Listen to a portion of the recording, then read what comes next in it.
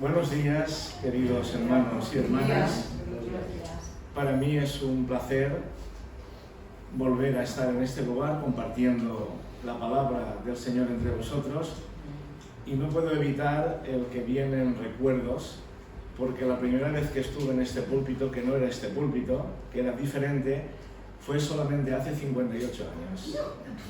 Yo era un jovencito que hacía un año y medio me había bautizado. Puerto de Sagunto era misión de la primera iglesia de Valencia, de la calle Quart, y recuerdo que con mucho temblor y temor uno de los diáconos, que os acordaréis, Ángel Tello, pues me acompañó hasta aquí. Él iba a Bailluso, que también era misión de la iglesia de la calle Quart, y este fue la primera vez, hace, como os digo, 58 años, que tuve el privilegio de compartir con esta congregación la palabra del Señor, pero con otras personas, porque no creo que hace 58 años ninguno de los que estáis aquí estabais entonces. En esta ocasión vengo acompañado de mi esposa Damaris, de mi cuñada Victoria, que también hacía tiempo que no venían aquí entre vosotros, y recuerdo que en aquel tiempo, aunque el lugar era el mismo, pero era diferente, y aquí había una pintura que era del sembrador. El sembrador, y que también orábamos al Señor durante años a ver cuándo teníamos música, porque cantábamos a capela, cantábamos sin ningún tipo de música. Y ya veis cómo el Señor es bueno, y cómo cuando se siembra con amor, con ilusión y con esperanza, el Señor da su fruto. Tenemos música desde hace años, gracias al Señor, y también por la bondad del Señor, dentro de muy poco tiempo habrá otro local de cultos aquí de la Iglesia Evangélica Bautista del Puerto de Sagunto.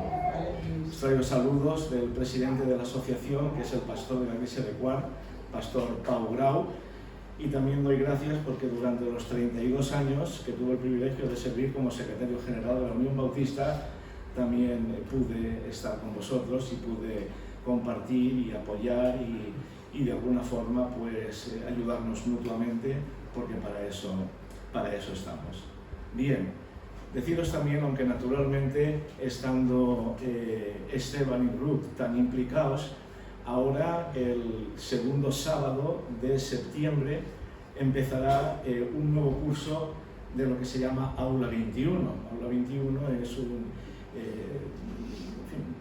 centro de estudios que llevamos todas las iglesias bautistas de toda esta zona, y que cada año se hace en un lugar. Hasta hace años se hizo durante un tiempo en Denia, luego en Beigueguard. Este año pasado, que terminó el curso en junio, fue en Xàtiva, y este año lo tendremos más cerca, los que vivimos en Valencia y vosotros, en Torrent. Además, en un campo de fútbol va a ser, donde está haciendo una de nuestras iglesias en Torrent una obra magnífica, tanto espiritual como social y humanitaria. Supongo que Esteban y Ruth ya os darán la debida información, pero que vale la pena asistir tanto para involucrarse en todos los estudios como para asistir como oyente. Es decir, están las dos modalidades y vale la pena porque crecemos espiritualmente, maduramos, tenemos un compañerismo fraternal con hombres y mujeres de otras iglesias, y sobre todo lo que aprendemos no solamente es para nuestro beneficio personal, sino para ponerlo en práctica en las iglesias donde el Señor nos ha colocado. Entiendo que ellos os darán información, y espero también no tardar un año en visitaros. El año pasado recuerdo que me acababan de operar de cataratas, veía un poco así, pues bueno, aquí estamos otra vez, y además Dani me ha provocado en algo, y es que tendré que decirle a Esteban y Ruth que la próxima vez que me inviten tendré la oportunidad de compartir sobre la paz, porque nos has hecho una introducción que nos lo ha puesto en bandeja, Dani, ¿verdad? Pues muy bien, la paz es algo importante. Muy bien, hermanos. Bueno, también quería decir que el Señor extiende la obra, porque aquí tenemos a Alberto y a Mayra, que están sirviendo en Teruel, y que efectivamente Puerto de Sagunto, Segorbe, Teruel, etcétera, y la obra del Señor se va extendiendo, y todos con ilusión, con amor, con generosidad y con alegría tenemos que apoyarla. Amén. Si tuviéramos que poner un título a la predicación de hoy, podría ser el servicio distintivo cristiano. El servicio como un distintivo especial, significativo, importante, fundamental de la fe cristiana. Servicio.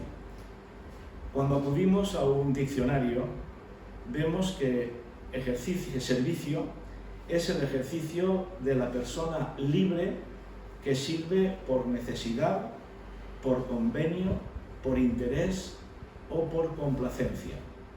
Por el contrario, servidumbre o esclavitud es la acción de la persona que sirve sin posibilidad de elección ni de libertad.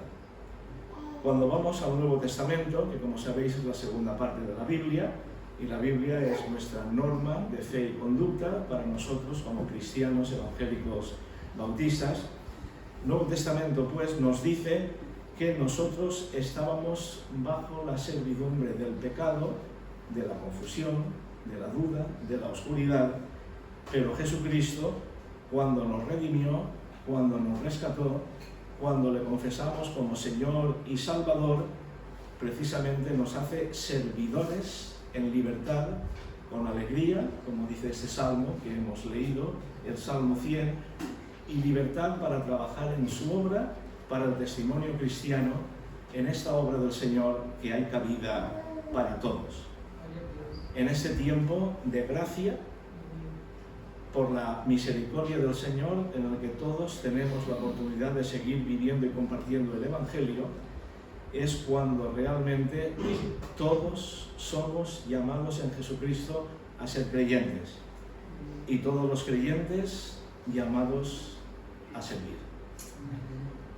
Y cuando vamos a la Escritura, a la Biblia, que la Biblia sobre todo es un libro de respuestas, de las respuestas fundamentales de la vida, encontramos algunas contestaciones de preguntas que nos hacemos alrededor del servicio. Cuando hablamos del servicio y desde la perspectiva cristiana, podíamos preguntarnos, ¿por qué servimos los cristianos? ¿Por qué? La Escritura nos da la respuesta. Por una parte, servimos porque el Señor lo manda. Jesús diría, como el Padre me envió, así yo os envío. Me seréis testigos en Jerusalén, en Samaria, etcétera, en Puerto de Sagunto, en Segovia, en Teruel, en Valencia y hasta lo último de la tierra. Estamos llamados a ser cristianos empezando donde el Señor nos ha colocado. Pero no solamente porque el Señor lo manda, sino por amor y por gratitud al Señor, quien nos ha dado una vida nueva, quien nos ha dado una vida con sentido, con plenitud, con perspectiva, una vida con propósito. Y en respuesta a esa vida que nos ha dado el Señor, nosotros respondemos con gratitud y con amor. Pablo diría en una de sus epístolas, Jesús me amó y se dio a sí mismo por mí. Y como respuesta de amor, nosotros servimos. Hay un pasaje muy significativo en los Evangelios, cuando la suegra de Pedro, que como veis estaba casado, pues estaba enferma y el Señor la sanó. Y nos dice la Escritura que cuando el Señor la sanó, dice, ella le servía. Qué forma más hermosa de gratitud cuando servimos no por obligación, sino por gratitud, con alegría y con amor. Pero además servimos porque el amor de Dios se concreta en amor al prójimo. No podemos decir que amamos a Dios y nos entendemos de nuestros semejantes. Entonces sería algo incompleto. Nos dice la palabra que también, por amor, tenemos que servir, que ayudar, que tener una palabra de cariño, de amabilidad, de amor y de esperanza con nuestros semejantes. Cuando Jesús le preguntó en una ocasión cuál era el mandamiento más importante, él dijo, amarás al Señor tu Dios con toda tu mente, y con todas tus fuerzas, y con todo tu corazón, y con toda tu alma, y el segundo, que es semejante al primero, y que va íntimamente unido, amarás a tu prójimo como a ti mismo. El apóstol Pablo, cuando escribía a los Gálatas, iba muy directo. En una ocasión, ya al final de la carta, en el capítulo 5, les dice: no uséis la libertad como ocasión de la carne en un sentido de lo que separa de Dios, de lo que no tiene en cuenta al Señor. No uséis la libertad como ocasión para la carne, sino servíos por amor los unos a los otros, porque toda la ley en esta sola palabra se cumple: amarás a tu prójimo como a ti mismo. Pero también servimos al Señor porque seguimos el ejemplo de Jesús. Si decimos que Él es nuestro Señor y nuestro Maestro, y Él dice: lo decís y bien decís porque lo soy, entonces tenemos que seguir sus pisadas, tenemos que seguir su ejemplo. Él, en un momento determinado, poco antes de ir a la cruz, del arresto y de la crucifixión, Él estaba en la última cena con los apóstoles, con el círculo íntimo, y les lava los pies. Pedro, sabéis, se extraña y dice: no, os doy ejemplo de servicio, porque ejemplo os he dado, para que como yo os he hecho, vosotros también hagáis. Y si repasamos la vida de Jesús en el ministerio público, nos daremos cuenta que fue una vida de servicio, una vida abierta ante las necesidades de los demás. Porque, como ha leído Dani en el último versículo de este pasaje, cuando Jesús recuerda: porque el Hijo del Hombre no vino para ser servido, sino para servir y para dar su vida en rescate por muchos. Y por otra parte también servimos porque, en un sentido amplio, aunque sabemos que dependemos del Señor en todo y que sin Él nada podemos hacer, como nos dice la Escritura, porque en un sentido digo, el Señor nos necesita. La Iglesia es el cuerpo de Cristo, de la cual es la cabeza, lo cual significa que nosotros, en ese sentido simbólico, teológico, somos los miembros de ese cuerpo. En un sentido, somos sus manos, sus pies, sus labios, etc. En un sentido, somos sus instrumentos y el Señor nos necesita. Pero además, servimos porque si no sirviéramos, no seríamos la sal y la luz que el Señor quiere de nosotros. Él dijo: vosotros sois la sal de la tierra, la luz del mundo. Y eso nos lo mandó a todos los creyentes. Por eso, al final de esta sección del Sermón del Monte, Él dice: así alumbre vuestra luz delante de los hombres, para que vean vuestras buenas obras y glorifiquen a vuestro Padre que está en los cielos. Y podemos decir, sería mucho más amplio, ¿por qué servimos al Señor? Porque ese es el camino que el Señor ha preparado para su pueblo, para que la gente no solamente oiga el Evangelio, sino que lo vea personificado, como el Verbo se hizo carne y habitó entre nosotros. Nosotros tenemos que hacer el Evangelio algo evidente, algo visible. Y como una vez un misionero que estaba en un lugar lejano le preguntó él a unos nativos: perdón, ¿vosotros habéis oído el Evangelio? Y dice: no, le hemos visto. Es que es esta persona que para nosotros es el Evangelio, ¿verdad? Efectivamente. Diría Pablo cuando escribía esta profunda y hermosa carta a los Efesios: porque somos hechura suya, creados en Cristo Jesús para buenas obras, las cuales Dios preparó de antemano para que anduviésemos en ellas. Es decir, Jesucristo, como diría luego el propio San Pablo cuando escribía a Tito, se dio a sí mismo por nosotros para redimirnos de toda iniquidad y purificar para sí un pueblo propio, celoso de buenas obras. Esas son las obras de la fe, las obras que hacemos para honrar a Dios, no las obras para ganarnos nada, porque Cristo ya ganó todo por nosotros. Solamente tenemos que aceptar su invitación y hacer nuestra el Señor y su sacrificio en la cruz. Pero las obras de la fe con alegría, con amor, para honrar a Dios. Esas son las que son recompensadas, no las obras de la carne, para lucirnos o para presumir o para decir nosotros conseguimos por nosotros mismos, no. Las obras de la fe que busca, depende y honra al Señor. Por todas esas razones y por muchas más, servimos al Señor. Pero podríamos seguir preguntándonos, vale, está claro que la Escritura es muy concreta en decirnos por qué hemos de servir. Pero la pregunta es, ¿y cómo hemos de hacerlo? ¿De qué manera? ¿Con qué espíritu? ¿Con qué visión? No solamente lo que estamos haciendo, sino recordando cómo lo hacemos y cuál es el objetivo y el fin que nos guía a llevar en la práctica ese servicio. Recuerdo una historia de unos obreros que estaban construyendo un templo en una iglesia y se acercó alguien a preguntarles y les dijo, ¿qué estáis haciendo aquí? Y uno dijo, bueno, yo estoy, en fin, soy albañil y estoy haciendo lo que sé hacer, colocando ladrillos y demás. Bien.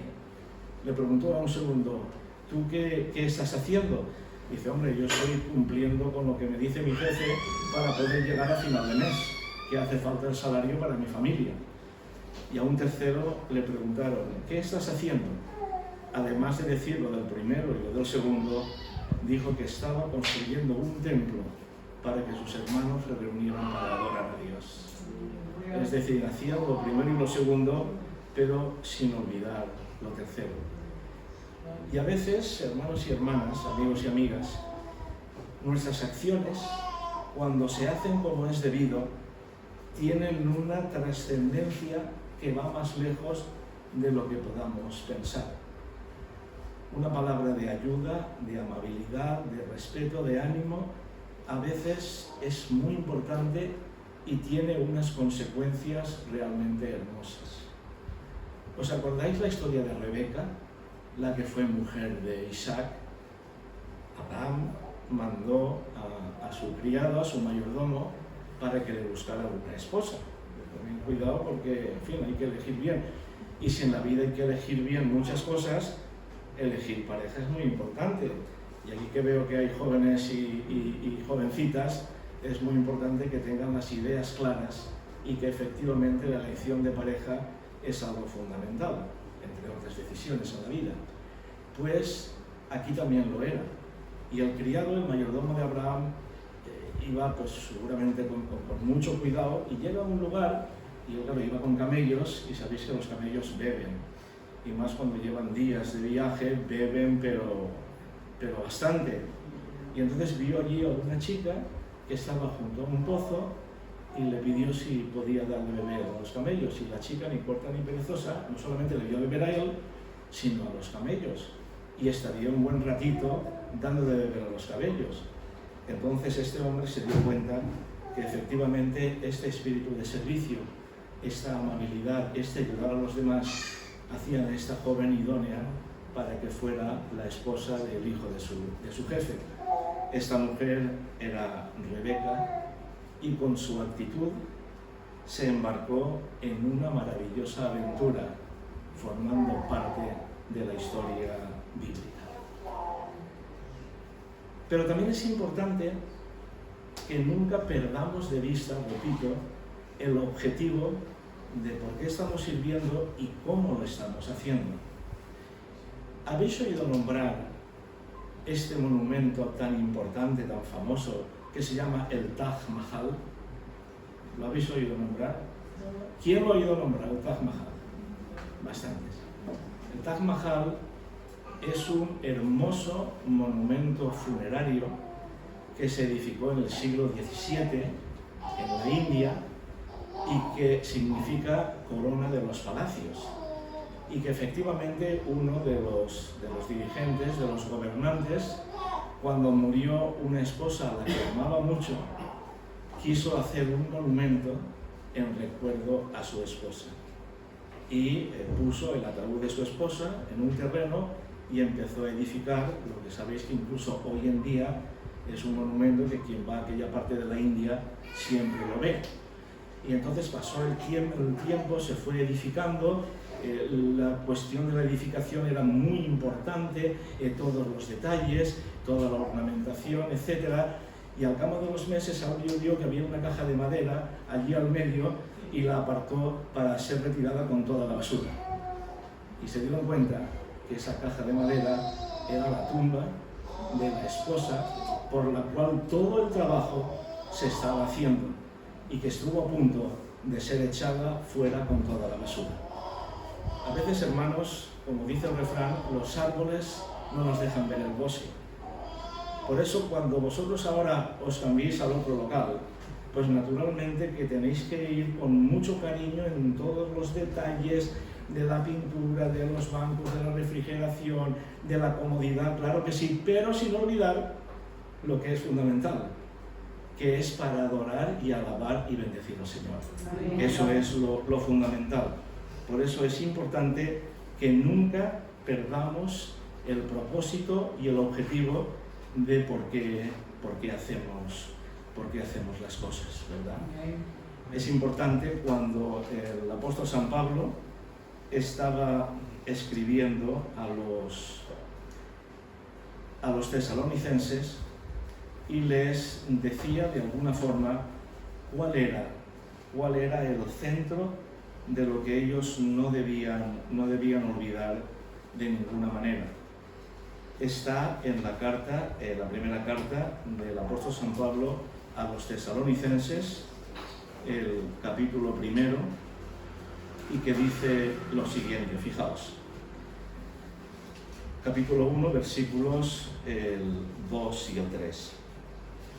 Damos siempre gracias a Dios por todos vosotros, haciendo memoria de vosotros en nuestras oraciones, acordándonos sin cesar delante del Dios y Padre nuestro, fijaos, de la obra de vuestra fe, del trabajo de vuestro amor y de vuestra constancia en la esperanza en nuestro Señor Jesucristo.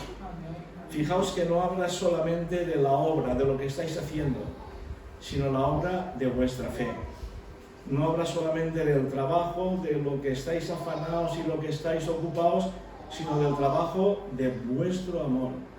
Y no habla de la constancia, de la perseverancia, de lo que estáis haciendo hoy, mañana y pasado mañana, sino fundada en la esperanza de nuestro Señor Jesucristo. Por eso es importante que nunca perdamos esta perspectiva. Y en tercer lugar, podríamos ampliarlo mucho más, sería la pregunta: ¿a quién servimos? De alguna forma lo hemos dicho antes. Servimos al Señor y a las personas. Ese es el equilibrio, ¿verdad? Es como el símbolo de la cruz. Por una parte es vertical, hacia arriba, y por otra parte es horizontal, hacia nuestros semejantes. Porque cuanto más servimos a nuestro prójimo, más estamos sirviendo al Señor. Y cuando más estamos sirviendo al Señor, más servimos a nuestro prójimo. Cuanto más amamos al Señor, más amamos a nuestros semejantes.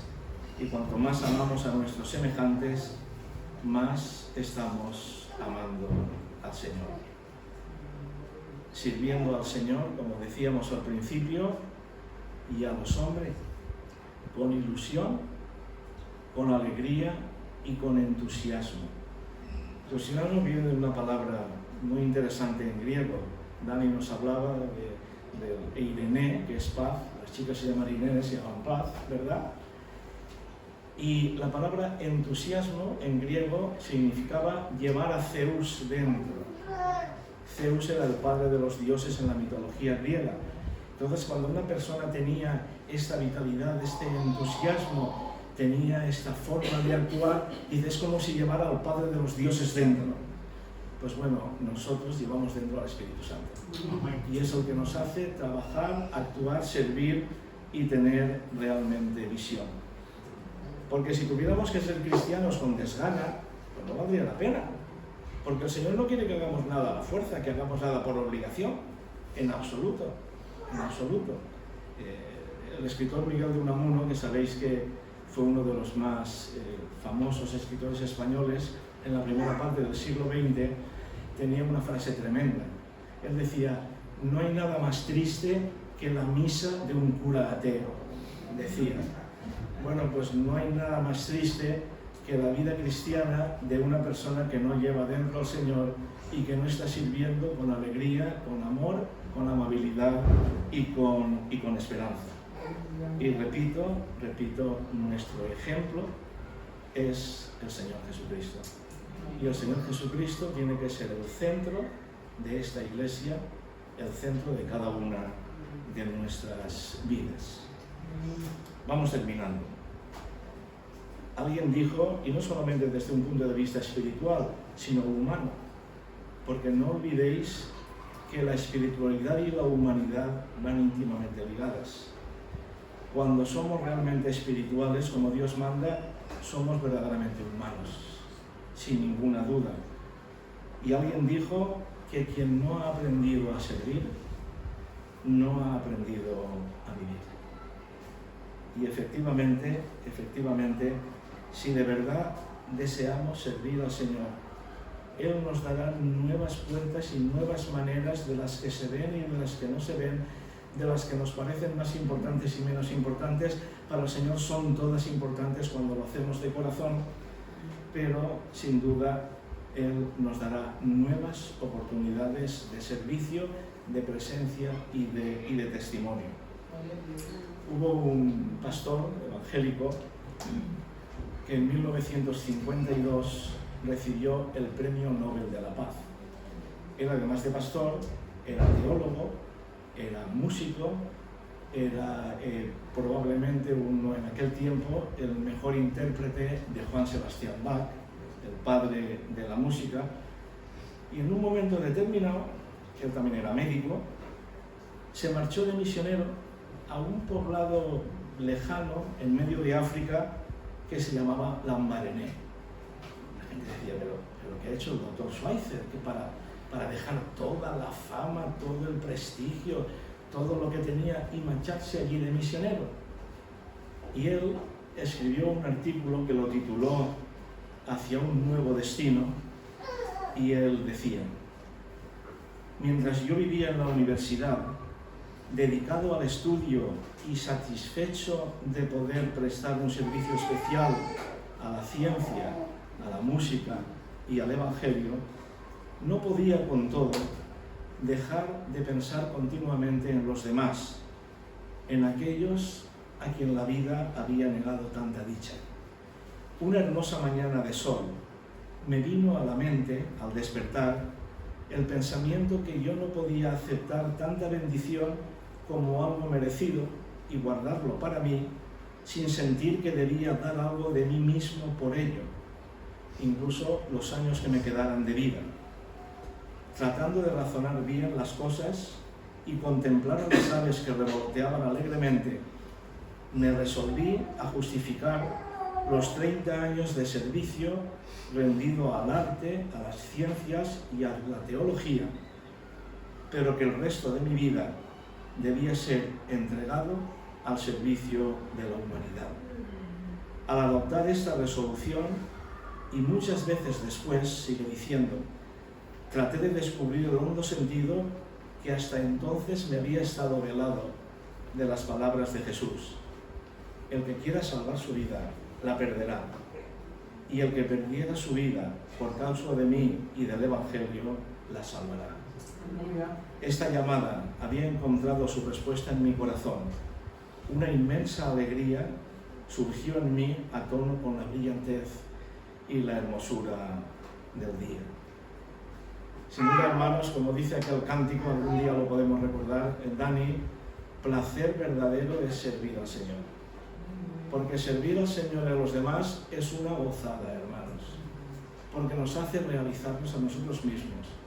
Hacer felices a los demás nos hace ser felices. Compartir con los demás una palabra de cariño, de amor y esperanza repercute directamente en cada uno de nosotros. porque dentro de la paradoja del Evangelio, cuando nos damos es cuando recibimos, y especialmente cuando nos damos es cuando realmente nos encontramos. El Evangelio, la palabra del Señor, es para todos como comunidad, pero tiene que empezar por cada uno de nosotros. Por eso quisiera terminar con 3 preguntas que debemos contestarlas sinceramente cada uno, no engañando al Señor, que no podemos, sino tampoco tratando de engañarnos a nosotros mismos. Ser sinceros. 3 preguntitas. ¿Buscamos como cristianos honrar al Señor en cada área de nuestra vida? Segunda, ¿estamos sirviendo al Señor y al prójimo de la forma de vida según las ocasiones y oportunidades que tenemos? Y tercera, ¿estamos aprovechando las posibilidades de servicio en la obra del Señor, en la Iglesia y fuera de la Iglesia, haciéndolo como Dios manda, recordando que siempre es más bienaventurado dar que recibir? Que podamos contestarnos de forma sincera y podamos renovar nuestro compromiso de servicio al Señor y a nuestros semejantes para honrar a Dios y para el avance del Evangelio. Que Dios nos bendiga. Amén.